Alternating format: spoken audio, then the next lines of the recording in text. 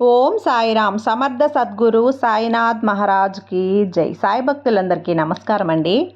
మన బాబాగారి దయ వల్ల మనందరం బాగుండాలి, సంతోషంగా ఉండాలి అని చెప్పి మనస్ఫూర్తిగా కోరుకుంటూ ఈరోజుటి వీడియో స్టార్ట్ చేస్తున్నాను ఫ్రెండ్స్.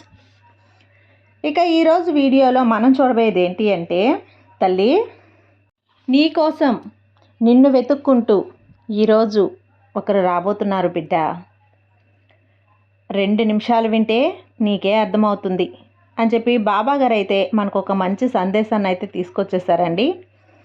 ఆ సందేశం ఏంటి? ఆ సందేశం రూపంలో బాబాగారు మన కోసం ఎవరిని పంపిస్తున్నారు, ఎవరు మనల్ని వెతుక్కుంటూ వస్తున్నారు, మనకు ఎలాంటి శుభవార్తను తీసుకొస్తున్నారు అనేది ఆయన మాటల్లోనే విందామా. తల్లి, ఈరోజు నీకు ఒక వార్త తీసుకొచ్చానమ్మా. నీ బాధ తీర్చడానికి మందులా పనిచేస్తుంది. విను. ఎన్నో రోజుల నీ జీవితాన్ని, నిన్ను, నీ మనసును ఎంతో కష్టపెడుతుంది కదా. నీ జీవితాన్ని నీకు అప్పగించాను బిడ్డ. నిన్నే నమ్ముకున్నాను కదా. ఎందుకు ఇంత బాధ మిగిల్చావు? నాకు బాధగా ఉంది బాబా, నమ్మకం పోతుంది బాబా అన్న సమయంలో ఇది ఒక బలాన్ని ఇచ్చే సంతోష వార్తగా ఉంటుంది తల్లి. ఎవరైతే నువ్వు ఇష్టపడుతున్నావో, ఎవరినైతే నువ్వు కోరుకుంటున్నావో, ఎవరి కోసమైతే నువ్వు ఎదురు చూస్తున్నావో నీ దగ్గర చేరబోతున్నారమ్మా.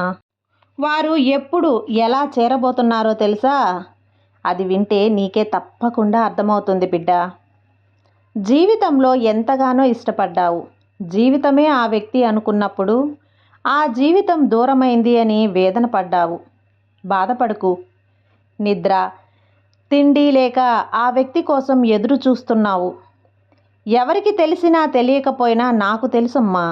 నీ సాయి తండ్రిని నాకు తెలుసు.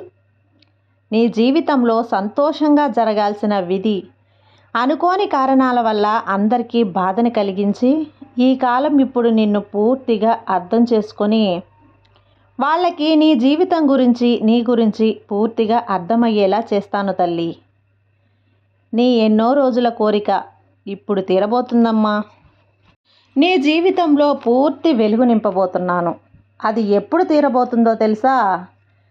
ఈ గురువాకు ఇస్తున్న నీ బాబాకు ఇష్టమైన గురువారమే తల్లి. ఆ దినం కోసం ఎదురు చూస్తూ ఉండు. ఆ దినం వచ్చేస్తుంది. ఆ రోజు నీకు తెలుస్తుంది, నీ బాబానే ఇదంతా చేశారు అని అర్థమవుతుంది. ఇక నీ జీవితం ఇంతే అని సరిపెట్టుకున్నప్పుడు అలాంటి పరిస్థితుల్లో నీకు కావలసిన వ్యక్తిని నీ దగ్గరకు చేరుస్తానమ్మా. ఇక కష్టం వచ్చినా, కన్నీరు వచ్చినా అవి రాకుండా చేస్తాను. నీ కళ్ళల్లో ఆనందపడే ఆనంద బాష్పాలను మాత్రమే మిగులుస్తాను. ఆనంద బాష్పాలు మాత్రమే రావాలి కూడా. నీకు ఆనందం కలిగించాను అని చెప్పడానికి కష్టాల్ని మొదట కలిగించావా బాబా అని అనుకోవద్దు. ఏ బంధమైనా నీతో ఉన్నా లేకున్నా సరే సాయి బంధం నీతోనే ఉంటుంది తల్లి. ఎవరు నిన్ను వదిలేసినా నీ బాబా మాత్రం నీ చెయ్యి వదలనమ్మా. ఇది నీకు ఎన్నోసార్లు చెప్పాను. కొన్నిసార్లు నమ్మకం అనేది తగ్గింది తల్లి. నీకు నీ బాబా చెప్పేది నీ చెవులకు చేరలేదు. నీకు ఒక్క విషయం గుర్తుంచుకో, నువ్వు కోరిన కోరికలన్నీ తప్పక తీరుస్తాను. నువ్వు అడిగింది జవిరి జవిరి నీకు తీరుస్తాను బిడ్డ. ఎప్పుడు నా దగ్గరకు వచ్చినా వట్టి చేతులతో పంపిస్తానా చెప్పు? కాబట్టి అతి త్వరలో నీకైనా నువ్వు కోరినటువంటి బంధం, ఆ వ్యక్తిని నీకు దగ్గర చేసే సమయం వచ్చేసింది. నిన్ను కలిసేలా చేస్తాను. నీ బాబా వాక్కు నమ్ముతావు కదా. నీకు హెచ్చరికగా కొన్ని విషయాలు కూడా చెప్తాను. ఏంటంటే, ఈసారి చేరిన బంధాన్ని నువ్వు అవమానించవద్దు, అశ్రద్ధ చేయవద్దు, దూరం చేసుకోవద్దు. జీవితంలో ఎవరికీ చెప్పలేని కొన్ని విషయాలు ఓపికతో ఓర్చుకోవాలమ్మా. అది కోపమైన బంధాలను, స్నేహితులను దూరం చేస్తుంది. కాబట్టి ఆ పరిస్థితిని తీసుకురావద్దు తల్లి. ఆ బంధాన్ని ఎందుకు ఇన్ని రోజులు దూరంగా ఉంది అని ఒక్కసారి గుర్తు చేసుకో. ఎందుకు ఇన్ని రోజులు నా దగ్గరకు రాలేదే అని గుర్తుంచుకో.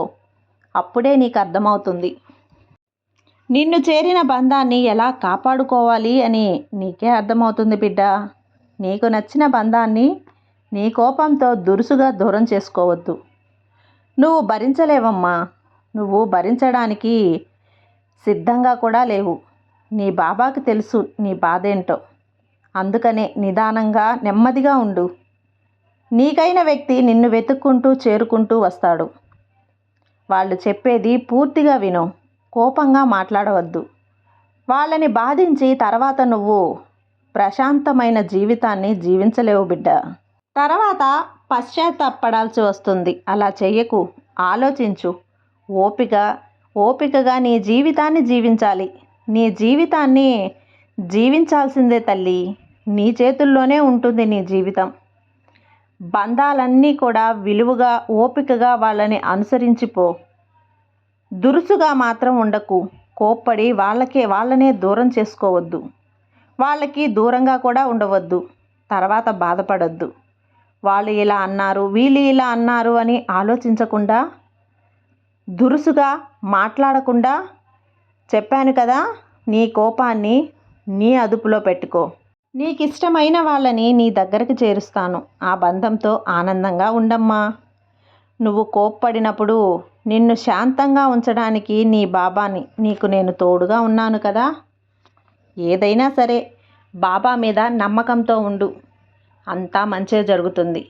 నీ బాబా నీకు తోడు ఉండగా నీకు భయం ఎందుకు చెప్పు. సర్వే జన సుఖినో భవంతు. జై సాయిరాం.